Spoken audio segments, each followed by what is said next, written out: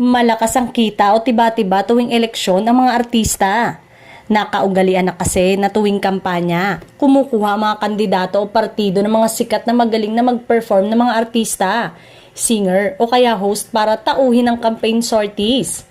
May mga artistang hindi muna tumatanggap ng tapings o shootings dahil package deal na ang negosasyon sa mga politikong kumukuha sa kanila.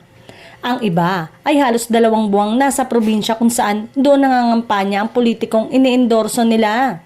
Samantalang, tinanggap daw ng magaling na aktor ang alok ng isang partido na maging endorser nito at sumama sa pangangampanya sa halagang 30 million pesos.